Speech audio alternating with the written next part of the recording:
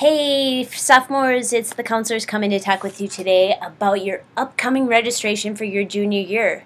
Just think, very, very soon, you're going to be done with half of high school. Congratulations. Obviously, we just started term 3, so it's important for you to reflect how you're doing thus far as a 10th grader, how it's going, and if you're utilizing your resources. If you think you're doing your best work, definitely keep it up. If not, continue to use the resources Eden Prairie has, utilize CORE, and make it a great, great term 3. Obviously, setting goals on Naviance and different things are stuff we encourage you to do as counselors. And we're meeting with you early right now to talk about junior year for a couple of reasons. Number one, because we need to know what classes you plan to take next year so that the principals and administration can build a master schedule. And secondly, we want you to reflect on how you're going to finish out your junior and senior year, preparing for graduation, of course, but also to prepare you for your right fit for after you graduate. So that's why we're meeting with you today. We're planning on going over a few things with you. We're going to talk to you about your graduation requirements because obviously as an adult we have to have you take the lead to be able to cross that stage in 2017, making sure you pick your appropriate classes that allow you to not only graduate but find your right fit for after high school, resources that are available to help you with this process, important dates for registration, and how you log in and do so. So, starting with the timeline. Obviously, today is the 29th. We're talking to you about this. This is the beginning of the conversation. We certainly know that it's the start of third term. You might think, I'm not sure yet what I want to take. Therefore, we want to give you some time, but we also want to put the caveat out there that if you decide after you register that you've made a mistake or want to make an adjustment, definitely see your counselor. Just know that we have to get this registration process done by February 10th, as you can see, due to the fact that the district needs to kind of see what kind of sections we need for classes next year. So after today, what we encourage you to know is that on January 30th, which is tomorrow, February 3rd, 5th, and 9th, counselors are available for walk-ins. There's no appointment necessary.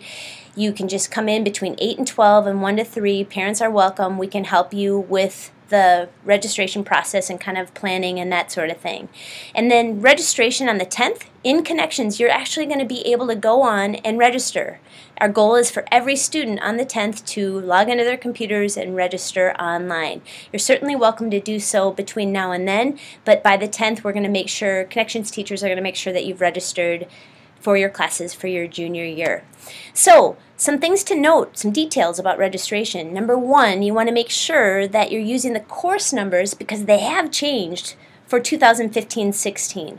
If you go on to the high school website, all of the resources for registration are there, including the course offering guidebook, which essentially has all the descriptions of courses, grade levels associated with them, descriptions, prerequisites that you need, etc. So it's on the high school website. You want to make sure you use the course numbers as I referenced for 2015-16 as course numbers have changed, and certainly you do not have to register for Connections because that's going to happen automatically. Going on with some details here that are important is that we want you to register for the courses you intend to complete. It's super difficult to make changes into next year because we have new students registering and we've sectioned our classes based on what you choose. So if you take an elective, we might not be able to have you change that elective because there's no space. So we really want you to be thoughtful with this process and start to talk to teachers and start to talk to friends and start to talk to your family and guardians and such about what is right for you. Make sure you have the prerequisite for the course, the class that you need prior in order to take the class, because that's going to allow your success, along with making sure you're looking at the registration recommendations. Many of the honors classes, for example, have a certain grade that you should have earned in order to be successful in that class. So really pay attention to that, which again you can find on the course offering guidebook. This is most important. Talk with your teachers. First and second term teachers, I know you don't have them anymore. However, you can email them or talk with them. They know your skill set. They can give you the encouragement and affirmation to take a certain level of a class or the next sequence of a class that you should take. In addition, your third term teachers, although you haven't had them for very long, they certainly can help you process the right class that might be appropriate after the one that you're taking here as a 10th grader. Moving on, some more details. Clearly, we want you to take classes that are challenging and rigorous, but we're really, really wanting you to take into account your health and wellness. So that means, as a junior, we want you to make sure you're taking into account your graduation requirements, post-secondary planning, but making sure that you have breathing room. In other words, our rule of thumb is usually take one class per term. That gives you breathing room. When we have students take all 4 core classes and double up and that sort of thing, sometimes you get a little burnt out, sometimes you get a little tired, and sometimes you get to senior year and you don't have those classes, and that might shut some doors for you. Understand that your selections that you're going to make by February 10th are just in a list. From there, our principals are going to go and make a master schedule and then convert your list of classes into a schedule. So you won't know with whom and what hour your courses are until picture day. That's when necessary we can put the human touch to it. You'll have an opportunity on picture day if there's an error or if it's not balanced to see a counselor and make an adjustment. And you have to know your requirements for graduating. We're going to discuss that next. But it's your responsibility to know what you need across that stage in June of 2017. And register for a full load of classes. That said, many of you have earned the privilege of being able to have some open hours as a junior. Unlike 9th and 10th grade, if you do have an open hour, and let's say you're taking 3 core classes, an open hour might not be a bad idea. That means that you don't have to report anywhere, but you can utilize that time to study or get some extra work done. So we would have to say to you, it kind of depends on where you're at with your requirements and your steps towards graduation. There's a change policy. You may have heard about this year. It's very difficult to make schedule changes because we basically, as I've referenced, create the classes based on what you have chosen to take and section it accordingly. So unless you don't have a prerequisite or you failed the class or have an error or your class that you need for graduation isn't listed or it's unbalanced, these are kind of the criteria for schedule changes. Point being is register wisely, spend some time thinking about it, and schedule the classes that you intend to keep. So let's get into your graduation requirements. As I said, you're responsible for these graduation requirements. To graduate, hopefully this is a repeat for you in a continual conversation. You need 54 credits. You need to complete the courses within the 54 credits that are required, and you have to take the ACT this year. This is new. You have to sit for the ACT. No matter what the score, we're having all of our juniors take the ACT, and that's going to be in April 28th. And there will be a makeup, but you do need to sit through that test, which is really, really cool for those of you pursuing a 4-year college level experience after, and just an experience for everybody else. So again, we're really big on you finding the right fit. This is a new state requirement. So courses you need to graduate. Again, we're hoping that this is just a repeat for you, but to graduate you need English, 8 credits. Each year, 9th, 10th, 11th, and 12th. Just a little bit as a review, 2 credits equals 1 year in our school. So you had 2 credits as a 9th grader, an English option this year, 2 credits. You'll pick an English 11 option, and then senior year. Social studies, you need 8 credits, 2 a year essentially, and most of the time. 9th grade, if you'll recall, you took an American History 9. This year you took a U.S. History 10. Next year, most students take a World History, and then between next year and senior year, government and an econ. Math, no grade level associated with math, 6 credits. That starts with geometry and goes to statistics. For science, you need 3 years, so most of you have taken physical science and bio, and you'll take either physics or chemistry next year. Phy-Ed, 2 credits to walk across the stage between now and senior year, 1 credit in health, 1 computer applications, that's either the technology intro to computer science option or intro to computer science, 1 business between now and senior year, and then 2 arts and a whole host of options that you can see on the course offering guidebook. So at the end of 10th grade, most students have 27 credits. If you do the math, that's 13.5 credits each year. If you have 27 credits, that means that you could have up to 2.5 credits as a junior and senior. If you have more than that, you can do the math and see if you're able to take a few open hours or not. Our rule is that you have to have 12 credits to be considered a full-time student as a junior and senior. So if you didn't pass a class, there's a couple of changes. Number 1, if you failed a class, you have to register for it again, because our summer school is only going to be for students who had an incomplete, which is also an option if you have an incomplete during the school year, where you can register obviously for summer school or an after-school credit recovery. Bottom line is there's so many resources right now where we really want you to pass a class the first go around. Utilize those resources and do your best work. Diploma honors, for those of you who have aspirations to attain a diploma honors in June of 2017, if you have a 3.9 to 4.0, you'll have a gold cord around your neck. 3.75 to 3.89, it'll be a silver cord. And a red cord will be those folks who have an honors diploma. And this is for students with 6 or more advanced placement, college in the schools, PSEO, and or Project Lead the Way classes.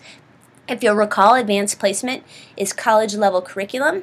College in the schools tends to be for students at level 5 or 6 in world language. PSEO is an option we're going to talk to you about as a junior and senior. And then Project Lead the Way are technology classes. To get that honors diploma, you need a 3.5 GPA, 54 credits, and again, 6 credits. It is something to note about this that we encourage all of you to do your best work. If you get these cords, that's awesome. We want to reward you. If you don't and you did your best work, whatever the grade you get is a good grade. So just really know that we want to support you to do your best work and find that right fit for after you graduate. So let's get into your options for English. For English 11, assuming you've passed 9th and 10th grade English, you have 3 options. You can take English 11 for 2 terms, and most students who took regular English 10 take English 11. Honors English 11 is an option for you all. It's summer reading required, and they usually say that you should have an A or better in regular English 10 or a B or better in Honors English 10. So talk to your teacher about whether or not that's an appropriate fit. And then we have an advanced placement English option for you all. Summer reading is required for both of these, and they do require that you do that. So really take a look at what is going to offer you the ability to take interest in which one fits for you. Talk to your teacher, and you're going to all pick one English 11 option.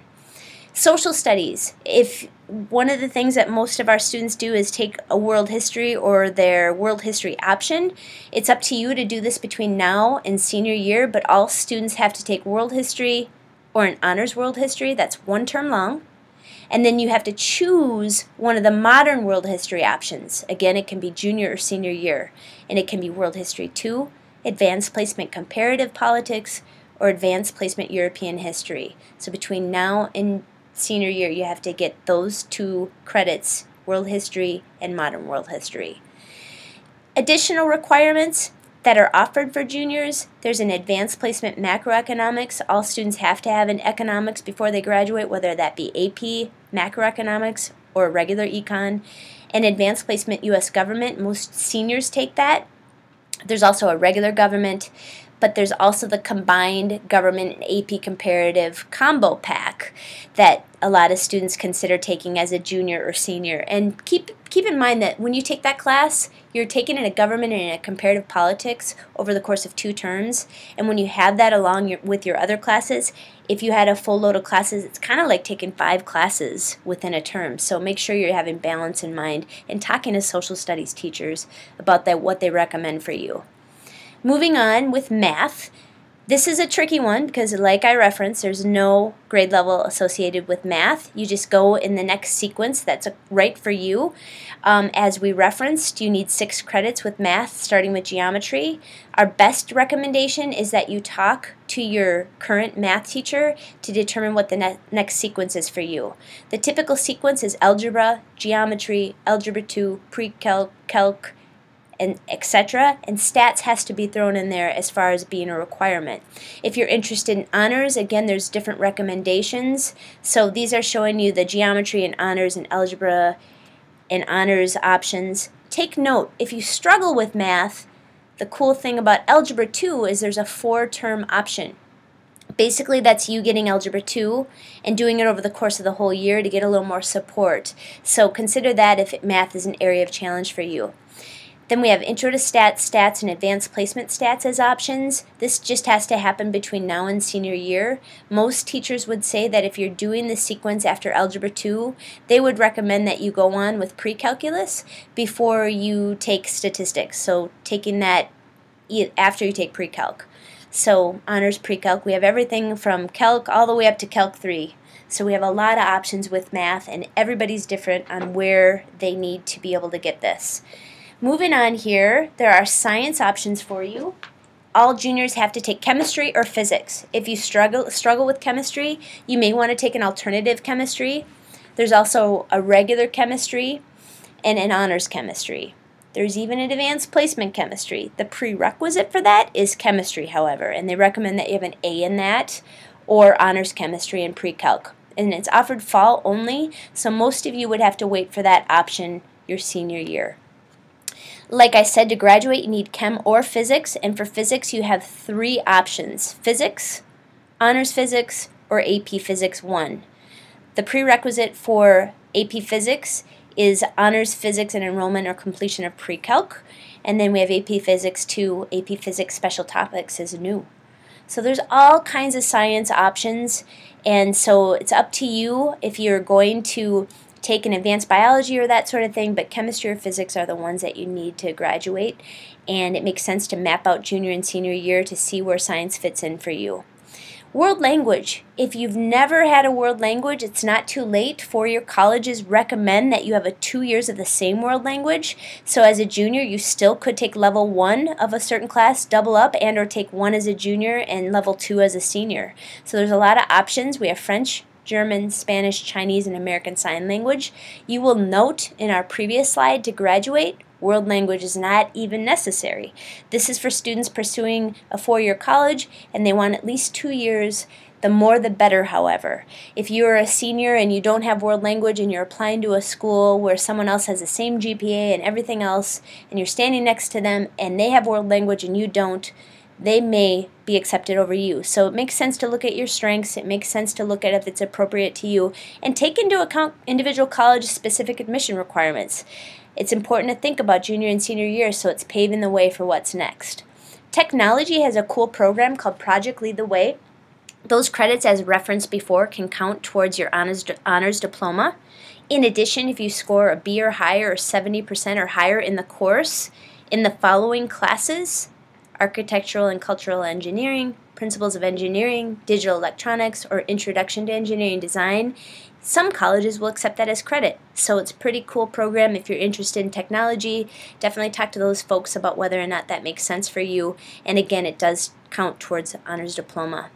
You guys have choices, lots of choices, and I think as you get into junior and senior year, you'll notice that you're done with a lot of requirements. Therefore, it makes sense to look at your free education and learn about yourselves and take classes that just will inspire you or allow you to know more about what's next. I just had a student in my office who said, I took film studies and I realized I love film, and he is now making a score for a movie with a couple of other students.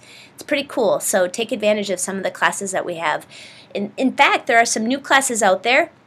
We won't go over all of them. We encourage you to look at the course offering guidebook. There are some in English. There are some in music. There's a new Phi-Ed class. There's also a few science class, and then a few social studies. Take note of them. They're all appropriate for 11th graders. They are stuff that you can take, none of which, the only one that is offered here that's really could be go towards a requirement is the Phi-Ed course. So just take a look at those and see if any of them look of interest to you. PSEO is something we're going to talk about in a second, which is for current high school students, but post-secondary planning is important. As you're looking at graduating in 2017, your life is not going to stop. If you're aspiring to be and go on to a 4-year college, you want to make sure you have the minimums in college prep classes. College prep, by definition, is English, math, science, social studies, and world language. To graduate, you're going to be totally covered with the minimums for English, math, science, and social studies, but note again, for world language, we don't need it to graduate, but they want 2 years of the same world language. The more of any of these, the better. So if you are getting all of your math and science and social studies and world language requirements done as a junior and then have all Phi-Ed classes as a senior, probably not a good idea, since a fourth of your education is your senior year. So really look at some colleges. Start going down the CRC and using Naviance to know what college admission requirements are, and know that these are and I'm referring aside from art, these are the 5 core areas of the more you have, the better, to keep your admissions options open. Post-secondary enrollment option.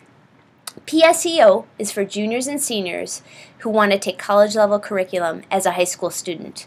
A few things to note: you are responsible for applying, and if you're accepted, your counselor will adjust your schedule here.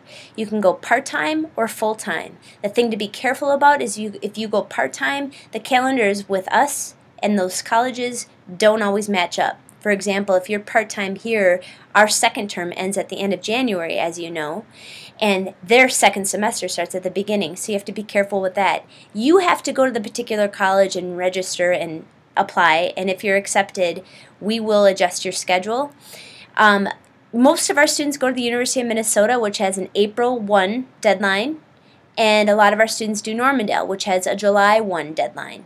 You would need to go to those respective PSEO websites and apply, and there's a form that your counselor fills out, and if you're accepted, again, we would adjust your schedule.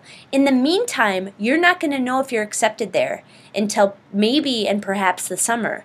Therefore, you should register here as though you're full-time. And if you're accepted, then your counselor will adjust your schedule. Take note that typically students who attend and are accepted to the University of Minnesota are typically in the top third of their class, and typically students who are applying are accepted for junior year as a Normandale student are in the top half of their class. We don't rank, so basically top half of the class might be a 3.4 or higher, just to give a guesstimate. They decide, but you have to be college ready. So therefore, it's important for you. We'll have some PSEO forms in the wall box in Student Center East, which has the websites for the various schools that are participating, and you would apply, we'd fill out a form, and then we would adjust your schedule. Hennepin Technical College is an option for you. We have what's called career cluster classes that you can take at HTC. And so HTC is a cool option for you to get off campus and try some technical classes. Transportation is provided for the 10 o'clock class. Basically, we have 3 offerings. It's either first and second hour, second and third hour, and third and fourth hour. Each of the courses are 3 credits because of travel time. So if you're interested, you need to pick up an application and turn it into Student Center East. Priority is given to students who turn in their applications on time. So basically, if you're doing this, it might make sense for you to make sure you get the course number, put it in there. It takes up 4 spots, so I can show you what that looks like. Here's some examples for HTC. There's medical careers. Note that the nursing assistant's only in the fall.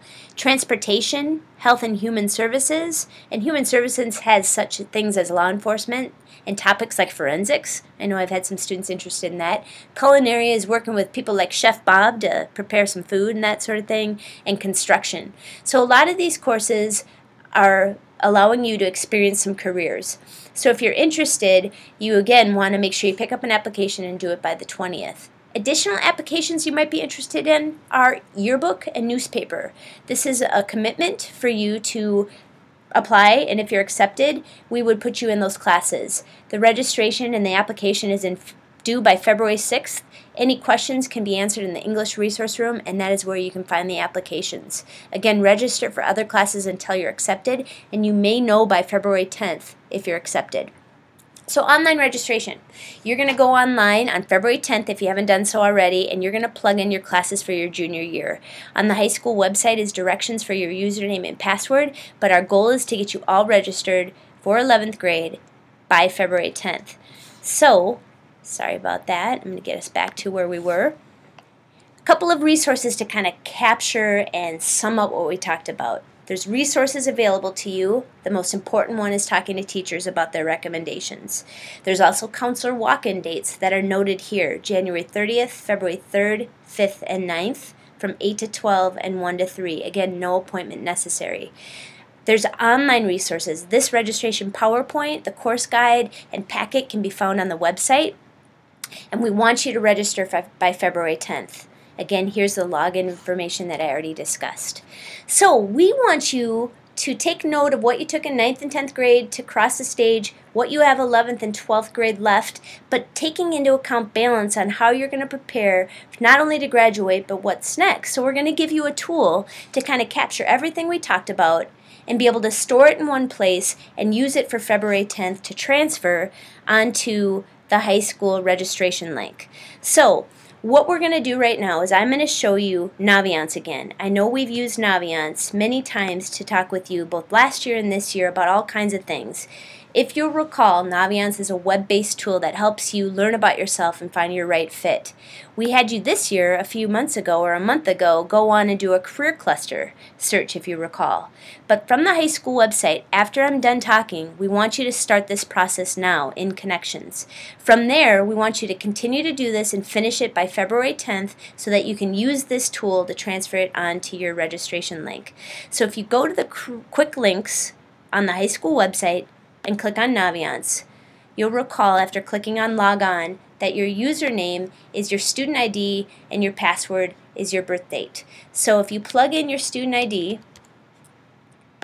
and plug in your birth date with backslashes, so if you were born on April 15th, 2013, you would put 4/15/2013. What you're going to see is this is actually a senior announcement, but we put all kinds of stuff in here. There's 10th grade monthly announcements on here, guys. Go on it, use it. Go on here and do some career interest inventories. Go on here and start a college search. Go on to the About Me tab and do a resume. Make a goal for your term 3, what kind of grades you want. For the purposes of today and for February 10th, we'd like you to go to the About Me tab and build a 4-year plan. EPHS 4-year plan. Click on it, and right here what you're going to see is your graduation checkoff sheet. It's basically going through all the things that you have to have in order to cross the stage in 2017, from English to social studies to science to math to arts to business to health to Phi-Ed down. So numbers 1 through 19 are your graduation checkoff sheet. We want you to go in and check off what English you took last year, assuming you passed it. Pick which one you're taking this year for 10th grade. Pick which one you plan to take for 11th and 12th, and of course this is a working document that you'll go back in and adjust as needed. You're going to be able to pick your civics that you took, or your U.S. history is what it was last year, and geography, which U.S. history you are taking this year, which world history you'll take next year. It just helps you map out what's required, and once you have every box filled in, then you know that you're planning on meeting those. What you want to do with this worksheet from 1 through 19 is we would like you to put in all the classes you took for 9th grade, which allows you to see what you took. Put in the classes you plan to finish up here for 10th grade, and this is key. We want you to then map out from the items above that are required to graduate, taking into account then what you're taking for electives and for college prep beyond that, your junior and senior year. We would be remiss to not have you look at senior year so that you can see how you're going to meet your requirements, but also to prepare you for what's next. We really think this tool can help you not only for the 10th to transfer the lines over to the registration link, but help you see and have an image of how you're going to prepare for what's next. When you're with your counselor, we can look at this and make sure it's on track with what your aspirations are, make sure it has balance with rigor and challenge in mind, and that sort of thing. As you note, we really ideally would want it to be a 4x4 grid, meaning the 4 terms we have in 4 periods in a day, but the confines of this particular document only allowed lines. So we know that you're going to take some sort of English 11, which will take up 2 lines. You're going to take some sort of science, which will take up 2 lines. If you do your world history and a world history option, that'll take up 2 lines. If you do a world language, that'll take up 2 lines. If you do music, that's going to take up 4 lines. It gives you a visual of whether or not you're achieving and not going above the 16 lines or the maximum of 16 credits. So please do this by February 10th because it's going to help you transfer this information in then on Connections so that we can get you all registered. Again, this is the beginning of a conversation. We're here to support you. Really want you to take this serious and talk with your teachers.